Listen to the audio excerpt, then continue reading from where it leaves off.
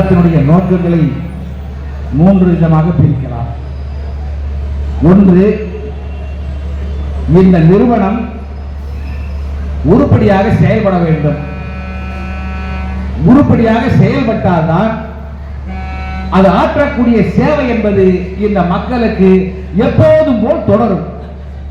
இரண்டாவது, அதில் பணியாற்றக்கூடிய தொழிலாளர்களுடைய கோரிக்கைகளை தீர்க்கப்பட்டால்தான் அந்த தொழிலாளர்கள் அந்த சேவையை தொடர்ந்து ஆற்ற முடியும். 2, எதுவும் நடத்தாமலேயே இந்த ஆட்சியை ஓட்டிவிடலாம் என்று நினைத்து ஏதாவது நினைச்சீங்கன்னு சொன்னா இந்த நிர்வாகத்துக்கும் இந்த அரசுக்கும் சரியில்லை என்பதை உணர்த்துவது. அடுத்து ஒன்று இருக்கிறது. அதுதான் என்னன்னு சொன்னா, இவ்வளவு கதை நடந்தும் கண்டுக்காம இருக்கிற தொழிலாளி என்ன பண்றது? ஏராளமா பேசிட்டோம். பென்ஷன் இருந்தா இன்னும் கொஞ்ச நாளும் நீட்டி வாழ்வுடா. பென்ஷன் இருந்தா உன் பொண்டாட்டி புள்ள உன்னை மதிக்கும்டா. பென்ஷன் இல்லைன்னா ரொம்ப சீக்கிரம் செத்து போவடா. இந்த கதையெல்லாம் பேசிட்டோம், ஏராளமா பேசிட்டோம். ஓய்வு பெற்ற தொழிலாளி கிட்டத்தட்ட 115 மாசமா போராடுறான். அவன் பஞ்சப்படிக்காக. இன்றைக்கு ஓய்வு பெறுகிற தொழிலாளி 25 வருஷம் 35 வருஷம் வேலை செஞ்சுட்டு இந்த மக்களுக்காக உழைச்சிட்டு அவன் வெறும் கையோட போறான். ஒரு பேப்பர் ஒண்ணு தரான்.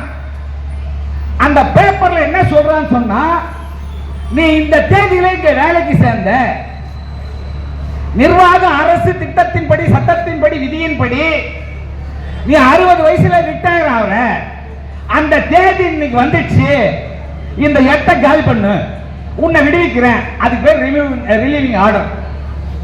கீழே ஒரு வரி போடுறான், நீ இந்த தேதியில் ஓய்வு பெறுவதால் இந்த நிர்வாகத்தினுடைய சொத்துக்களோ அதனுடைய பணமோ ஏதாவது நீ கட்ட வேண்டி இருந்தால் இன்றைய தேதியில் வச்சுட்டு போடா அப்படின்னு ஒரு காகிதத்தை ஓய்வு பெறுகிற அன்னைக்கு தரான்.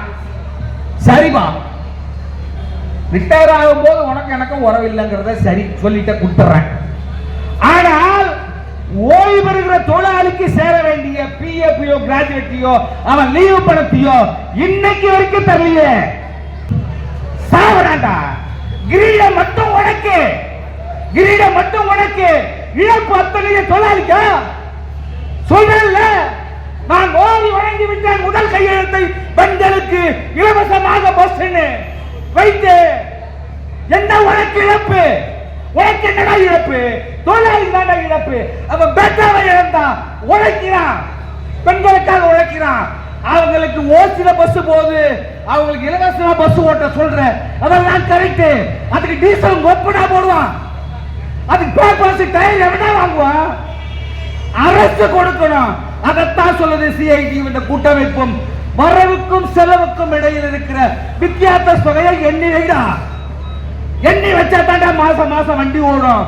அதே மகளிருக்கு இலவசமாக பயணத்தை மேற்கொள்ள முடியும். இல்ல சொன்னா அன்பழகன் சொன்ன மாதிரி 190 வண்டி ஓடுன இடத்துல வெறும் 130 வண்டி ஓடுது. ஜனங்க பூரா குறைஞ்சிடுச்சா? நாட்டில் ஜனத்தொகை குறைஞ்சி போச்சா? ஏமாத்துறான் கவர்மெண்ட் ஏமாத்துறான். புலி மூட்டை மாதிரி ஏத்துறான் பெண்களுக்கும் இந்த பொதுமக்களுக்கும் இந்த போக்குவரத்து தொழிலாளியுடைய கோரிக்கைக்கும் ரொம்ப நெருக்கமான தொடர்பு. பேப்பர்ஸ் வாங்கி கொடுறான், புது வண்டி வாங்கி கொடுறான்னு கேட்கறான். அந்த தொடர்புலையா பொதுமக்களுக்கு? ஒழுங்கான பேர் பார்ட்ஸ் இல்லைன்னு சொன்னா பிரேக் பிடிக்காது, பப்பர பேன் மரத்துல முட்டுவான், மொப்புறான கொத்து கொத்தா போகும். போயிட்டுக்கடா இங்க ஏற்படும். தனியாருக்கு விற்கிறேன்னு சொன்னேன்ல, விற்க முடியாது. அவனால பயம், அரசுக்கு பயம். ஒண்ணு, பொறுப்புள்ள சங்கங்கள் இருக்கிற வரை உன்னால விற்க முடியாதுடா. ரெண்டாவது, எவனால இந்த சிட்டிக்குள்ள வண்டியை ஓட்ட முடியாது. அரசியல் ஓட்டி பார்க்கறான். இங்க இருந்து பசங்க எடுத்து ஓட்டி பாடுறான் வண்டிய. சர்க்கஸ் காட்டுறான் எங்க ஆளு. சர்க்கஸ் காட்டுறான், உன்னால வைக்க முடியாது. அந்த பயத்தை அவனும் உணர்ந்திருக்கிறான். தனியாருக்கு ஆள் எடுக்கணும்னு சொல்றல, அவனும் உணர்ந்திருக்கிறான். ஓட்ட மாட்டான், வர மாட்டான், நம்ப மாட்டான் உன்னை. முதல்ல அவ்வளவு தியாகத்தனம் புரிஞ்ச இந்த தொழிலாளியாக உங்ககிட்ட வேலை செய்யணும்னா அவன் சம்பாதனைக்காக லாபத்துக்காக அவன் ஓட்டுவானா மாட்டான். அந்த பயம் அரசுக்கு இருக்கிறது. தொழிலாளி கொஞ்சம் உஷாரா இருக்கணும். அவன் எழுந்துருவான் இருக்கு. நீ கொண்டு வர கிட்ட நெருங்க பேசுறான். ஆனா அங்க வர முடியலண்ணா, உங்களை வாட்ஸ்அப்ல பாத்துக்கிறேன் நான் இப்படி ஓட்டிட்டு இருக்கான். ஒரு சிலர் குருசால் ஓட்டுறான்.